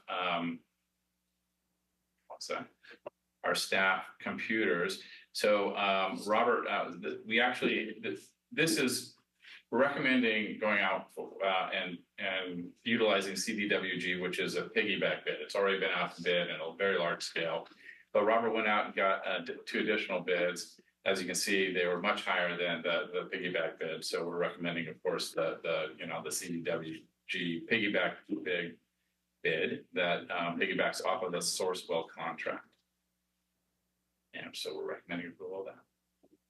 I just have one question with regards to the bid, the recycling fee at $5 a piece. So are we giving them 250? Because it's 250. We're buying 250, and then it has a recycling fee for 250. What is that? So it's kind of like, I think it's kind of it's like when you buy your soda and you pay an extra amount for recycling. We know where it will go. Yes, exactly. So we're paying for the grave that we're going to bury it in. You got it. Okay. I just did that on a mattress. But I couldn't hold it. You have to pay a recycle fee. Yeah. So no. No more questions. Okay. Can you get a motion? Motion to approve. Second. A motion by member Cianciola, second by member Lamb. All those in favor? Aye. Any opposed? Hearing none, motion carries. F, purchase of 1 diesel bus. 1 diesel bus. So actually last meeting, we had 2, and I usually would not piecemeal these together. But this was a scenario where they're very hard to come by at this point, and it often takes a long lead time to get a bus. There was an opportunity to get a brand new bus, also on a piggyback bid. And we wanted to take opportunity of that. So we had a fair amount of carryover dollars here. So we just asked and said, hey, do we have some room, because, to make this purchase? And the answer was yes. So we decided to move forward with this. We do have an aging bus fleet. We also understand that we're going to have to make a move to electric buses. That is probably the next step that we're actually looking at. And that's more to come on that. But still, to continue on our current operations, we really think this is the wise thing to do with those carryover dollars. Do we have any, have we explored grants? Absolutely, that's exactly what. So I'm going down with a contingent of the transportation department in June to really explore the new grant opportunities, which is grant opportunities for infrastructure and for buses. And so we're going to do, just, and in addition to that, kind of the workshop that was really almost an all-day workshop. We're going to be looking at, they have consultants and specialists that kind of help you figure out the whole transportation plan. So again, we're really in the early stages here. We're gathering information, doing the research to start developing a plan for the eventual transportation transition of all transportation departments over to at least a portion of their fleets in electric. And then how many more diesel buses are we just in the next couple of years? Well, so every year, ideally, we'd be purchasing, 2 or 3 buses, but I would say it's a little up in the air depending on kind of what comes from our research with the e-fleet, the electronic fleet. Bus fleet, yeah. We quite haven't figured out how to do long trips with an electric bus, so districts are trying to figure that out right now. So. I don't know if Toyota is coming out with a vehicle that supposedly does 600 miles on a single charge and charges in a half an hour. Faster charge, right? It's just. Well, and to be honest with you, a lot of people are recognizing it's not one solution, right? That's gonna do everything. So we actually have some compressed natural gas, diesel and electric. I mean, it's a combination, really not just for, buses and fleets like this, but also just society. It's not one source of energy that's gonna do it. Well, these are easy to cheaper than gas, $2 million. Oh, you should see what the electric buses cost. No. It's about. Any other questions? I make a motion to approve. I'll second the motion. Thank you. I have a motion by member Ciola and a second by member Core. All those in favor? Aye. Any opposed? Hearing none, motion carries. G, AB 1200 disclosure of collective bargaining as a reason. Yeah, so this is actually just a continuing operation of the 2-year deal that we did with YCTA. In there, we had contingent language that if the local control funding formula increased, that we would be able to pass some of those increases off onto YCTA. The local control for this year, for 23-24, it's a 2-year deal, 22-23, 23-24. It did increase by just under 0.5%. So this is recognizing that and increasing the salary schedules to what we said we were going to do. So, oh, I'm sorry, but we can meet that. Yes, the more important part of that, actually, what this is it's a disclosure saying that we can meet our financial obligations to do this extra 0.5%. And we expect that to be just over $500,000 on additional expense to the district. Any questions? I move that we approve. Second. Motion by member Pretty, second by member Ciola. All those in favor? Aye. Any opposed? Hearing none, motion carries. Board reports, information and discussion. We had a government liaison meeting last week. We talked about a lot of things. Berry School should be starting, but they're gonna start, the water to Berry School should be starting summer. This summer, and the work should be done in front of the school before school starts. That's staging. And they're going to provide us with timelines. The contractor speak, so we'll see what actually happens. Like somebody knows.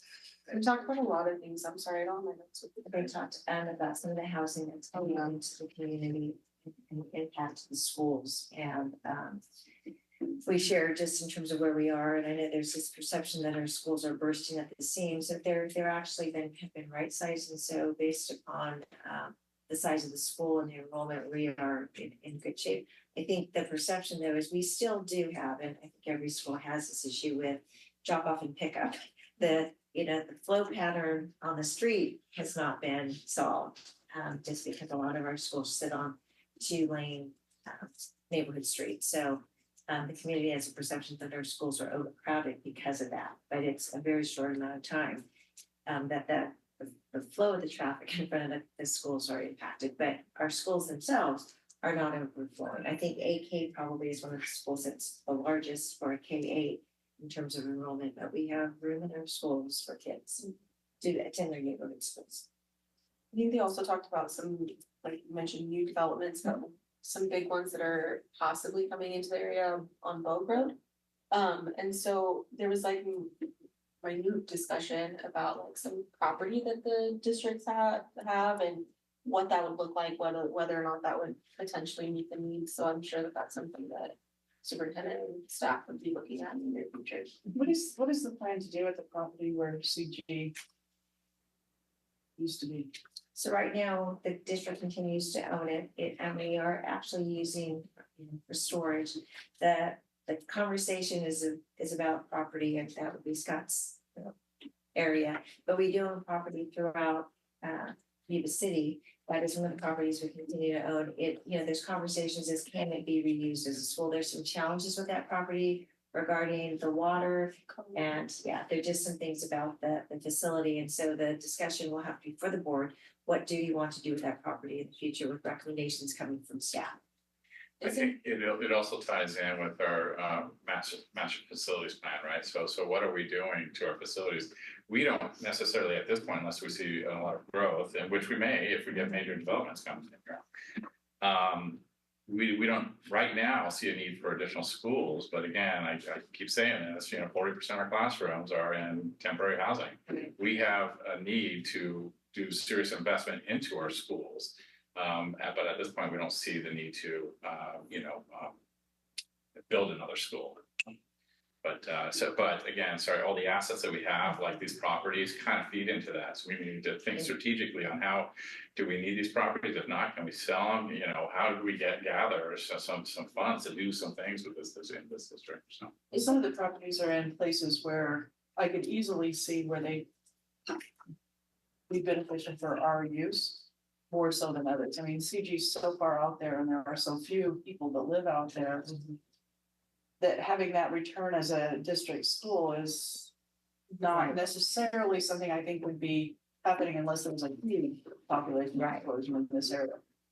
But other properties that we own are definitely more beneficial to us as a district. So I was just wondering. And that is the conversation. I think it's and Scott is right. It is part of our overall master facility plan in terms of our assets and what needs to be done in our current schools. And then again, in the future, will there need to be a new school somewhere because of the housing developments? Is it possible, I know the city has their like master plan or like where their new development potentially could be or whatnot. Is it possible we can get like that map and then overlay where our properties are for the board, just as like information? Whether it's on there, even if you can't get the like overlap there, but they sent was it county?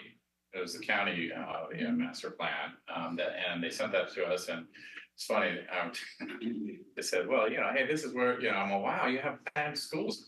Are you building those schools? They have schools on their maps. Where they think they switch. Anyways, I just thought it was kind of. But I do think that would be helpful. It sounds like the board would like to know where the properties are. Because we do have properties, yeah, we can do that. Do you guys want that? Yeah, I would like it. Yes. I would just take it with a grain of salt. These are just kind of ideas, and to be honest with you, what the county puts together is not with a lot of input from us necessarily, so. Or even, maybe if you can provide that, but also provide us something that shows where our properties are, whether it's not, Yeah, that would be fantastic if you can just overlay it, but if you can't, that's fine. You Get my can put a marker little, out. or,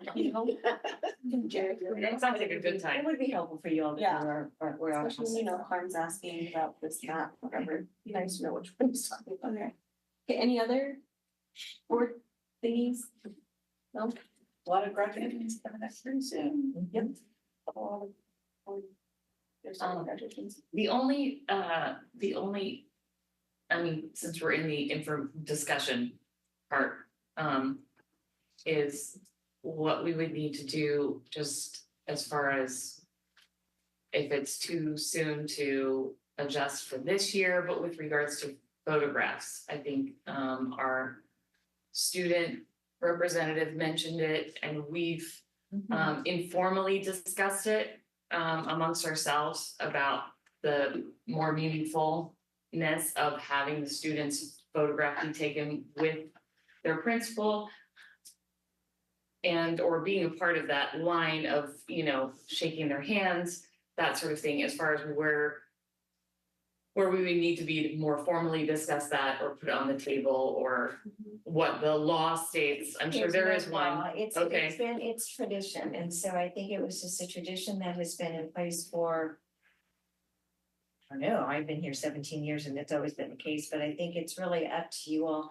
If you would like to say to the sites that the principals, we will hand out the diplomas. Yeah. But you take the picture. I don't think that they would mind or object at all, if that is your desire. I think it's great. I love handing this stuff out. I love shaking their hands. I don't care about the photograph. I wanna take the photograph with my nephews. Okay. Unless it's like family, that makes sense. Sorry, that's my 2 cents. Well, they've always been able to arrange it if in the line. Right. Photo, so. I'm not really teasing, but you know. No, I Hey, Loki, I don't even wanna give my nephew his diploma, I don't think he deserves it, but I'm just, that's a whole. let the record show. I'm just kidding. I think If if Just kidding. if we can, if the principals want to do it and would do it, I think. Okay, so what I will do is I'll talk to the high school principals and talk to them about that as well as the middle school, because it's Yes. also middle school. Yes, it is. In terms of pictures, and so I will communicate that tomorrow. I feel like that would be difficult for Valley graduation because there's 2 months. Oh, Lee can handle it. He'll think that through, but you're right, they've, they've got their. Yeah, well, I mean, I think we're all of one accord that we're happy to serve. Right. It works, I mean, Right. Harjo brings up an excellent point, and if it makes it more difficult for our sites to do that, then obviously we will. Okay. But I've been asked by several parents though, I and think some for most students, schools, it's honestly, fine. to have their principal take the picture with them and not you board members. I love adjusting their thingies. Yeah. whatever Oh, they're yeah, called. just make sure they're all straight. Yeah. It's a joy to interact with them. I mean, I love that, and so I'm not trying to, avoid shaking their hand. Okay, so for next board meeting, or not next board meeting, whenever we can get that ready, the board policy, Yeah, they're gonna I bring will back. print it out. And then, superintendent's gonna talk about graduation pictures. Yeah, I just want to say, before we close that, I didn't mean to sound snarky, and I think I did, I'm so sorry. I didn't mean to say like, oh, this isn't ready, I know that it's so ready and that there were so many things you had to add to it. But I felt really convicted about that, and I'm so sorry, thank you so much for all the work that you do, and that's my job too, so I have to make sure that. All of our jobs. Okay, number 16, written communications from the public. Doing none. Thank you, Laura. Nobody writes us letters. Comments from the representatives.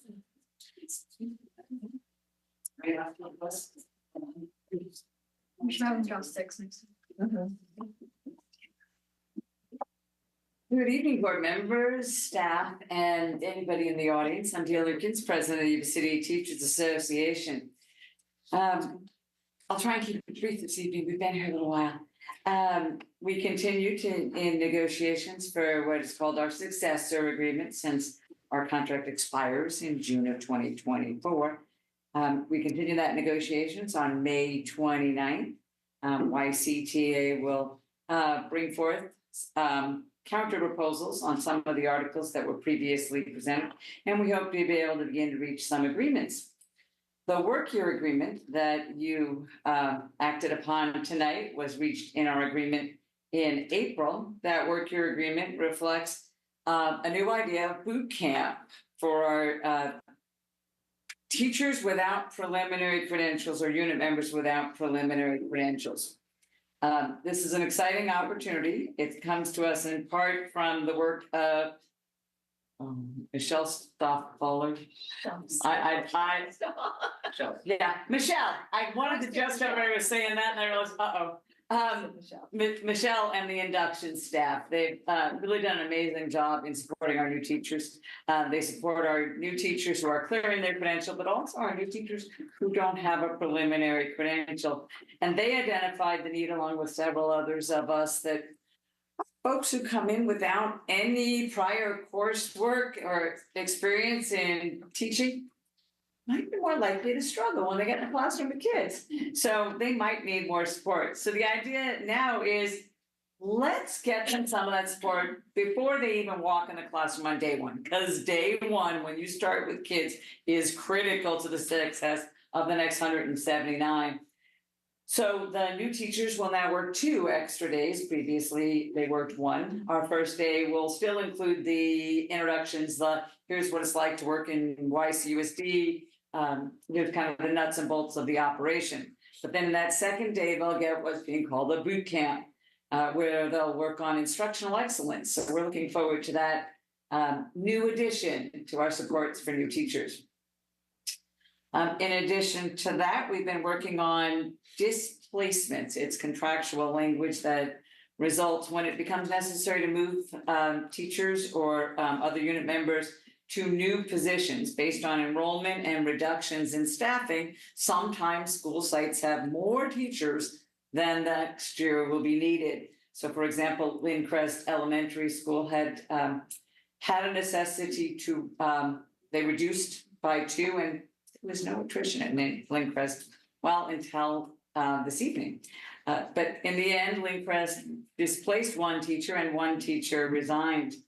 We also went to Riverbend. Riverbend's enrollment is significantly diminished, and it was necessary for Riverbend to displace 1 teacher. We took care of that following contractual language.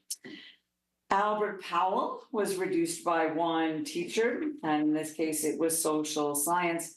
That reduction appears to be resolved based on, unfortunately, a resignation. So I'd like to highlight Allie Graven for you tonight. Allie Graven is a Yuba City High School grad. Allie Kirby was when she was a Yuba City High School student. Allie Graven has been working at Yuba City High School in the social science department and then moved over to Albert Powell with a special interest in working with students in alternative ed setting. So when faced with the prospect of not working in alternative ed and the recruitment of Lyndhurst for their alternative high school, Allie interviewed him, was given the job. So we anticipate that Allie Graven will no longer work for Yuba City Unified. So that's sad news for all of us, but hopefully she'll return someday. So that happened at Albert Powell, and we're still working on a displacement at Red Valley High School. It's also that time of the year for resignations. You'll continue to see them on board agendas. You received or you acted upon 4 of those this evening. So it's the scramble time to hire new employees and always attempt to find the very best for our students here at Yuba City Unified. It's especially challenging to find those ed specialists, psychologists, speech and language pathologists for our students. So we hope that the district will be able to recruit new folks to replace those, because tonight you acted upon an SLP and a psychologist. And then finally, the governor's May revise is out. So I know that that your financial services department's been working on budget development, and as the budget continues to change and continues to have some vagueness in it, we have seen a summary.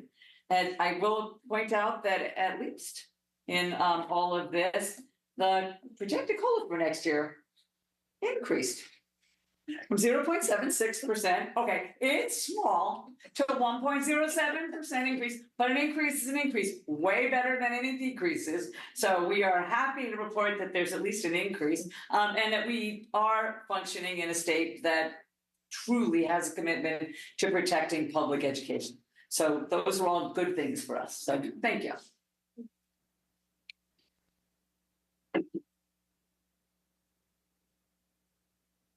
Good evening, board members, staff, and 3 audience members. I'm Mercedes Geraldo, and I represent the classified unit here at Yuba City Unified. First of all, happy Mother's Day to our mothers out here in the room. I hope you had an enjoyable day. The weather was lovely. Next week is Classified School Employees Week, and this is a week that's set aside in Ed Code to honor classified employees. Many of our sites combine the teacher appreciation into a staff appreciation, and most of that's going on this week with different activities, and that's amazing, right? That we're honoring all of our employees, our teaching staff and our classified staff. We have a lot of departments that just house classified staff, and I'm hoping that they will recognize next week is Classified Employees Week, and that they will be recognizing their employees in some kind of special way. There's lots of different people out there community members will be glad to help out with the lunch or something, I'm sure. Let's check that on my note string. This past Saturday, CSEA Area A and Area A we're divided up into 10 areas throughout the state. So our Area A no doubt is the largest geographically. We have the most school districts and probably the least amount of people, right? Because that's what the North State is. We go from Galt all the way up to the Oregon border, to the Nevada border, and about that I-5 corridor. So of that, and 130 chapters involved, we give out some awards. And I'd like to recognize Peggy Costa. Go ahead and stand up for a minute, because we can't see you because there's all these people. Peggy was awarded the Award of Excellence for all of her hard work that she's been doing in this chapter, in our chapter, and supporting our members. And she is our Chief Union Steward, took on the role this past year. This is in year 2 of a 2-year term, knocking it out of the park, doing a great job. And we really appreciate you. Please give her a little round of applause. We also recognized our chapter had the largest amount of newly jacketed stewards. So in order to be a union steward with CSCA to represent our members, we do there's 3 classes that you have to take. It's usually over 3 months. There's homework you have to do. We want to make sure that our stewards are prepared when they go out. And then we have them shadow seasoned stewards and that sort of thing just before, till they become comfortable and want to help out on their, or meet with people on their own and represent members on their own. So having 6 new stewards is great because one of my stewards just retired. So we were dwindling and now we're building back up. So that's awesome for the chapter and for our members, so to have people there to support them. Let's see. I want to congratulate those musicians that were here. They were wonderful. So Micah. I did have the privilege of watching him at the Young Artist Showcase. He was absolutely amazing. I think he said he started playing 2 years ago.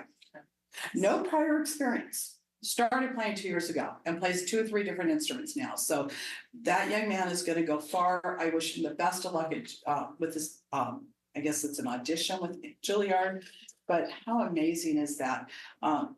Little point of privilege, my son started out in the strings orchestra in 3rd grade. He was the last class to be a 3rd graders to take strings classes. He's been playing for over 20 years and he has concert tomorrow. He plays with the Ollie Orchestra with Sierra College up in Nevada City, South or Grass Valley, wherever it is. I'm not sure. So just that little point, musicians, our music program is so important to our students and giving them that roundness of the arts and being part of, a team. A lot of this is no different than athletics, the amount of practice that they have to do in that. So I really, really commend them. Luis Parra, great custodian, great access to that Bridge Street team, has been there for several years now. And always, every time I encounter him, always has a great smile and a really positive attitude.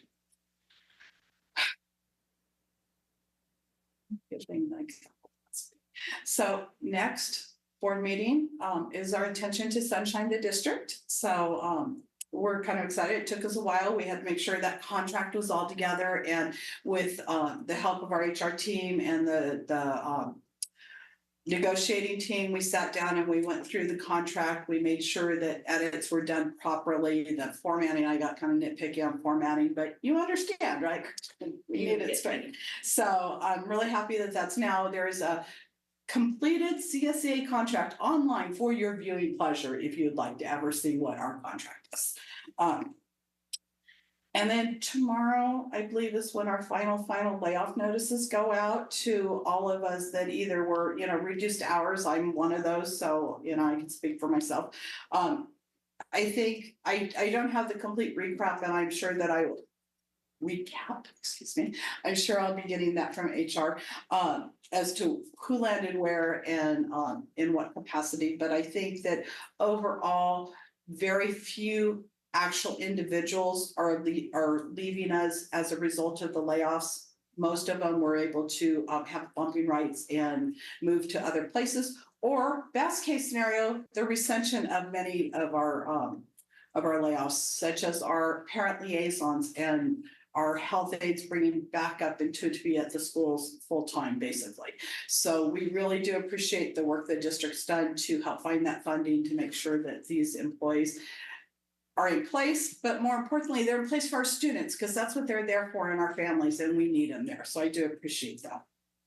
And one final thing, and I brought this up before, I'd really like that we can somehow, that we can take a proactive approach to the traffic and the dangers of the traffic on Gray Avenue for our students at Gray Avenue Middle School, and our campus supervisors that are acting as crossing guards, that are really risking their lives every single day, because we have cars that don't stop, they don't slow down. We have sometimes students now doing behaviors that's not so acceptable, like riding their bikes out in the middle of the streets and that sort of thing. Bikes are a thing again. So I would really appreciate it if we can take that approach and try to hone in on that safety piece, because I don't want to stand up here at the worst case scenario. We need to fix it. Thank you. Thank you. Any comments from board members? No? Comments from superintendent? Yes, I just have a few.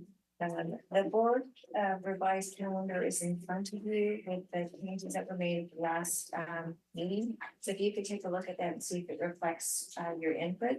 The other thing is, and so based upon the calendar, following it is, there should be a May revised at the next board meeting, depending on the schedule.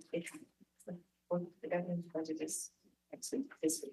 It's this week, actually. It came out this week, and more details came out today. I haven't reviewed it yet, but yeah. So the bill, what's his face? Yeah, Sorry, exactly. Scott. We'll be able to give it May revised update at the next board meeting. Additionally, there is a fifth grade track meet that we hold for our fifth graders, and that will be on March 23rd at Gray Avenue in the morning. So if you're available, get out there, because it's our future track stars. Musical performances, May 23rd, thank you, May 23rd. Musical performances were sent out, they've started, and so tonight was the YCHS orchestra, but they're scattered throughout the next few weeks. If you have an opportunity, attend one of those. We had our early college program where the sashes were presented to our students who will be earning both their AA and their high school diploma. And Tina brought this up and it made me laugh. They will be actually graduating with their AA before they actually walk across the stage for their high school diploma. So that's a pretty cool idea and thought. The other thing is I do want to call out and thank the board. Over time, we have gone through tough budget times, but the board has stood firmly in belief in our music program. So that was a program that many districts cut. We did not cut. And you can see the fruits of the fact that our music program has stayed intact. Our counseling program is probably one of the most robust in the northern state, with 32 counselors as well as our social workers. So that was something also the board has supported in terms of a comprehensive counseling plan. So that is kudos to the board and your commitment to making sure that there are programs and services for students. And so a lot of districts don't have that, and they're trying to recuperate. And I am really thrilled to see our kids come out and watch them and their just their accolades in terms of what they've been doing. So and our music teachers, there were 3 of them. I don't know how many we have in total now. Music teachers. A lot, but those, you can see the energy and the dedication they have to our students. So I just have to thank the board for that, because you have allocated the funds and resources and made it a priority for our district.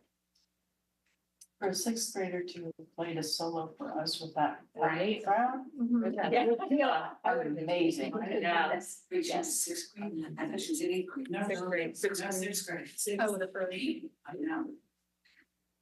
Awesome. Thank you. Our next board meeting is going to be May 28th. The open session is going to be at 7 p.m. Just sorry, it's premature. That's great. Can I get a motion to adjourn? So motion. Second, thank you. Motion with member Seal and a second by member Fleet. All those in favor? Aye. Any opposed? Hearing none, motion carries. Thank you.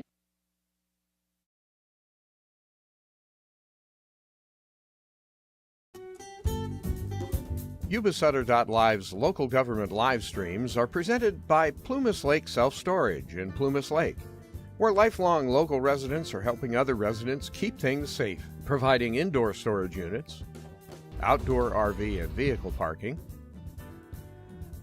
moving supplies, and Penske truck rentals. Details at plumaslakeselfstorage.com.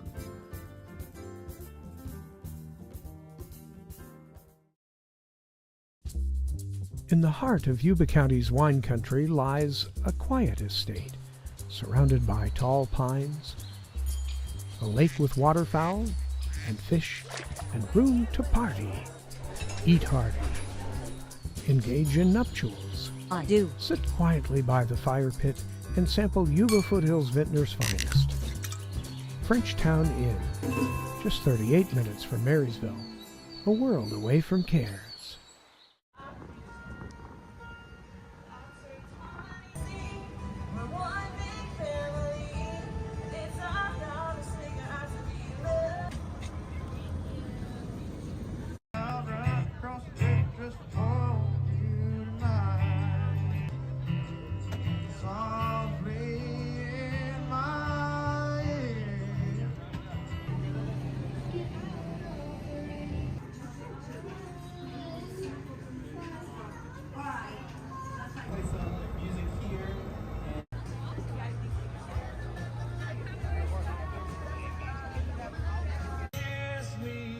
Smile for me.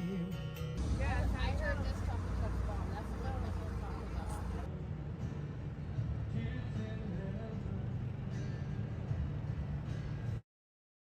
Hi, I'm Neil Goforth of Comfort Keepers of Yuba-Sutter and Nevada counties. Caring for elders or even yourself has challenges. Comfort Keepers of Yuba-Sutter and Nevada counties can help you address today's issues and plan for tomorrow with in-home and specialized care for you or your family members. Call us at 530-749-8800. Comfort Keepers of Yuba-Sutter and Nevada counties.